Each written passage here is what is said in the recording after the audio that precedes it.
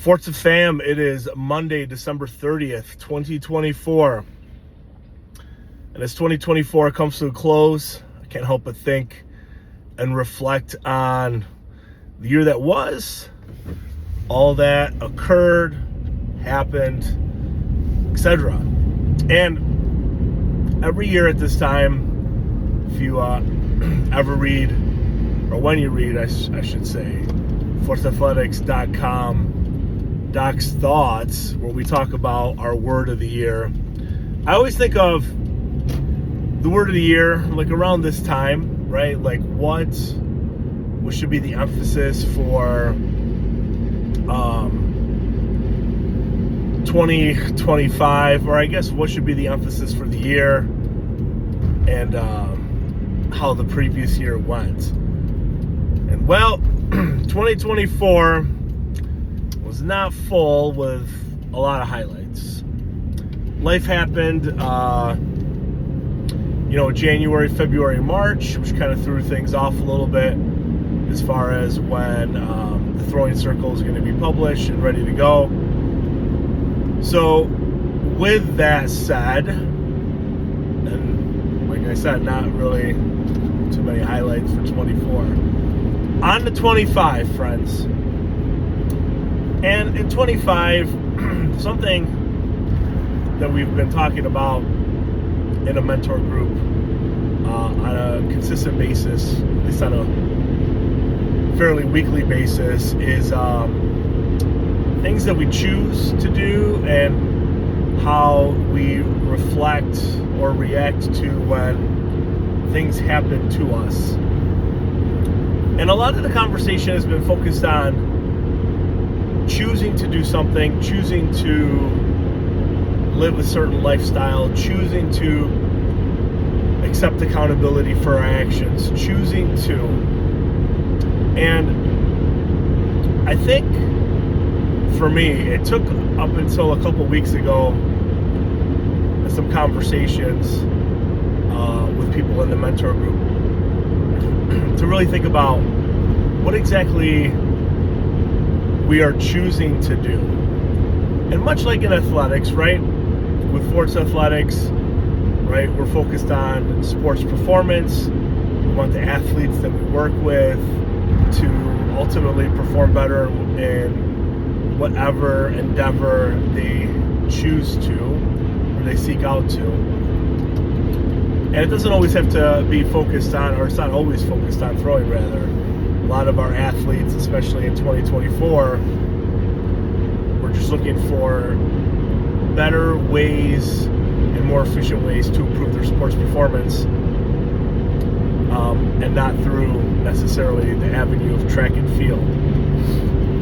And a lot of what I share with athletes and with parents is choice, right? Like, we as coaches, we provide the template, we help develop the map that our athletes are going to travel on, and essentially it's up to the athlete whether they're going to make the decision to move forward on this path or not.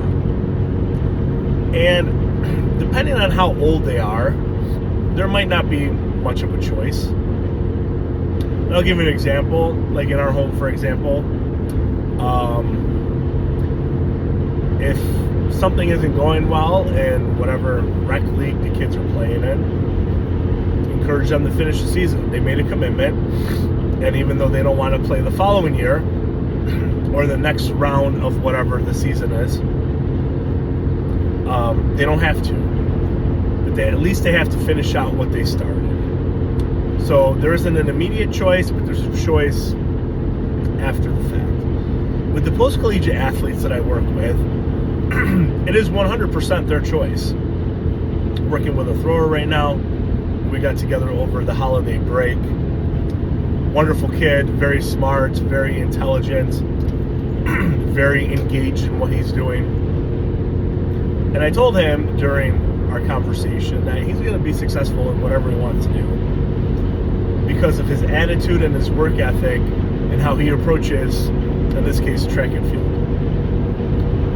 And he said, thank you. And I said, no. I said, I don't say this to everybody, because some athletes, you can tell, for the most part, whether they are going to put forth the effort necessary or even the effort required to achieve whatever goal it is they want to achieve. And it's a choice. And I think when we get to that point, and I was talking to Lewis about it today also, at 22, 23, 24, 25, that post-collegiate, at least for throwing, who's like on the brink, right? Like, do I still compete? Do I not compete? Do I give myself a chance for 28? Like, how do I approach this? It is 100% their choice, right? With the demise of the Olympic training centers, if you will, with these facilities kind of popping up at some of the major universities around the country, as far as like teams and training groups, there are essentially opportunities for post-collegiate throwers if you want to continue training towards, in this case, the 24 trials, or the 28 trials rather. You have that choice. How you're going to support yourself financially, how you're going to, you know, make do with bills and life and things. I mean, those are really all choices, right? And I think for me, looking at 25, I was talking, like I said, to Lewis about this, some of the goals and what I've chicken scratched out for 25, and what I hope to accomplish, you know, personally and professionally for Force Athletics, as a mechanism to provide coaches and athletes the tools they need in order to achieve their unique and specific goals. It's not just about the tools that athletes and coaches seek out, but I think the next step to this is illuminating that path for them. Not only just giving them the tools and, you know, letting them go on their way, but walking alongside them on these journeys, right? I'm a firm believer that coaches should be part of like a mentor group. Like, there should be other coaches that they talk to regardless of what sport.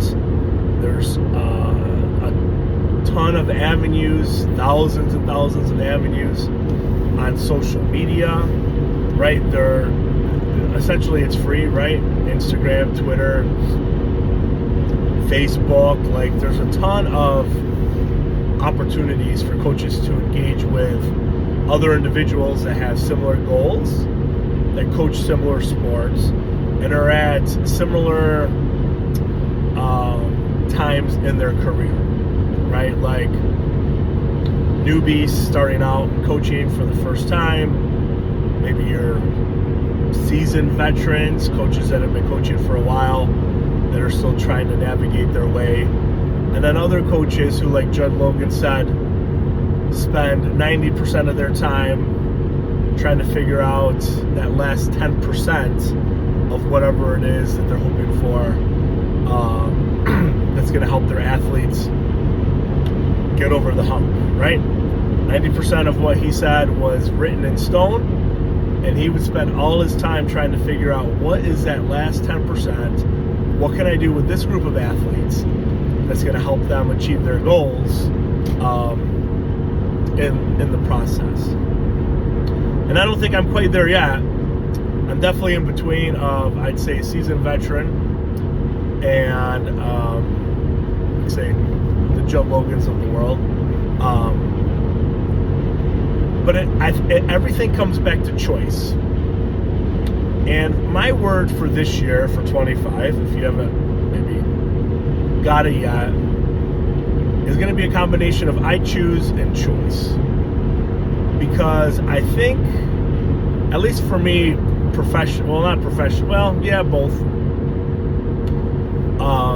There wasn't much choice. And with how the shenanigans of 24 transpired,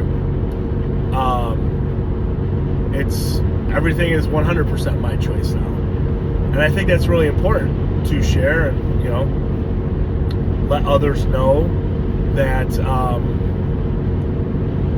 when it comes to choice, much like I tell my athletes and the kids that I work with, everything is a choice. They have the choice, they have the opportunity to either be engaged, not be engaged. They have the choice to be willing participants in the journey, to not be participants in the journey.